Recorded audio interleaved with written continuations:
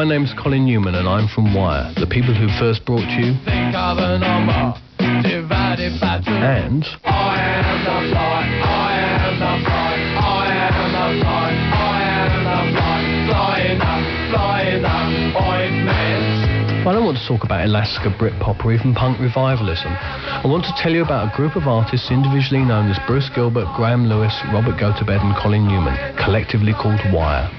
We're largely unknown to the general public, though we've been cited and influenced by a bewilderingly diverse array of musicians and artists down the years. 1, 2, XU!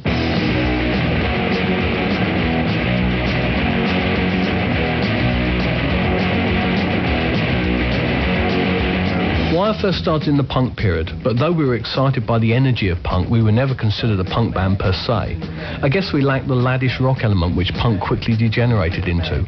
We were viewed with equal amounts of awe, suspicion and fear by pundits in 1977. Bleak and morbid, but mesmerising, said Dave Fudger in Sounds of our first album, Pink Flag, which boasted 21 tracks and that was on vinyl.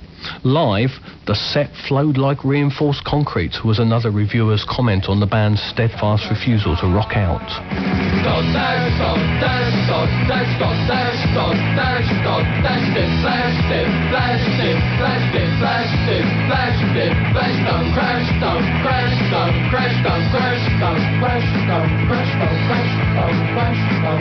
A guiding principle of Wire has always been to never do anything twice, which means live the group deviated from the norm by always premiering new material rather than simply reproducing the album.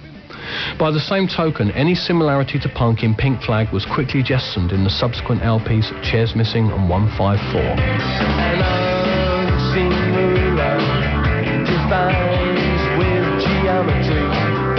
An unrulable expanse of geography. Buy the albums in chronological order, says David Kavanagh in Select this month, to hear the way Wire developed in mere months from a mad punk blur into a fascinating, adventurous, pan-European art rock group. Oh, what a world, what a world, big world. At the time, Nick Kent wrote of 154 in the NME that it was the album Bowie really wanted to make when he and Eno worked on what became Lodger. You couldn't get higher praise than this in 1979. By the late 70s, we'd begun to incorporate more performance art ideas into the live context as we tried to escape from the straitjacket of rock band convention.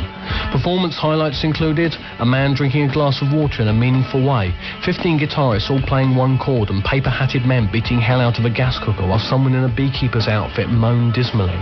Shame on all those who think we lack a sense of humour. Serious, it's out of paper I see in your hand.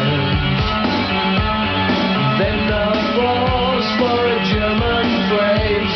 Levida, levida, levida, levida. Eventually, the aspirations of the four individuals in Wire became too much for one vehicle, and the 80s commenced with a plethora of solo projects, including Dome, Commercial Suicide, Duet MO, and A to Z, from which came a significant moment in the Silence of Lambs soundtrack.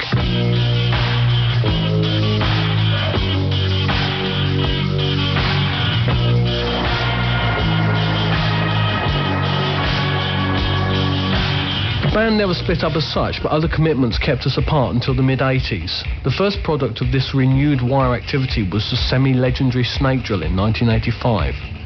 To watch and listen to Wire is to be surprised at how many possibilities of experimentation remain within the pop framework, wrote Jack Barron in Sounds in 1987. Are you level? How's the trip? Do you rotate, eddy, or spin? Are you game? One trick. You vibrate, bounce, or tick. 1987 and 88 saw the release of The Ideal Copy and A Bell Is a Cup Until It Is Struck, both of which were an attempt at a kind of digital reinvention of the rock band. Perhaps our most notorious moment was live on US national primetime television, where we played Drill, our most celebrated dissonant epic of the time, instead of the current single, whilst filming the hostess with a camcorder. Wire have never been averse to spreading little chaos and uncertainty amongst the righteous guardians of public good taste. By the end of the 80s, however, we had tired of the beat combo approach and were taking a more squarely electronic musical stance. I want to go to New York City, where we burn names, Joe's After the departure of drummer Robert Gotobed, there was a brief interlude with a three-member outfit spelled WIR, which made one album, The First Letter, and totally nonplussed the audience at Reading Festival in 1991 with a futuristic electronic set, which included playing two of the best-known Wire songs, Kidney Bingo's Near Drum Buzz, at the same time.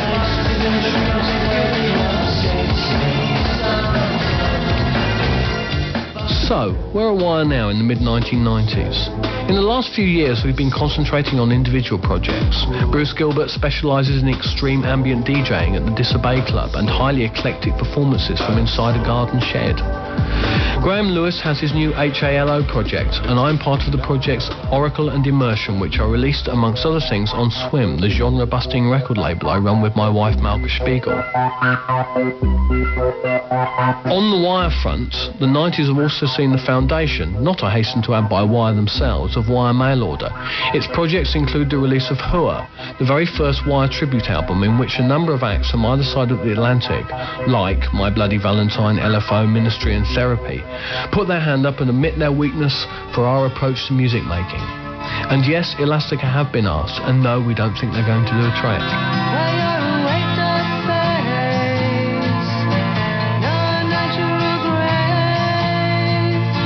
To sum up, over the last 18 years, the members of Wire have always sought to please themselves first in any artistic ventures. Yet, we have the satisfaction of seeing both ideas we had many years ago and ideas we're having now, even though they are entirely disparate, making a contribution to the fabric of contemporary music. Our most recent contribution was a couple of weeks ago when three of us were working together on reinventing an Erasure track. Wire for the late 90s? Who knows?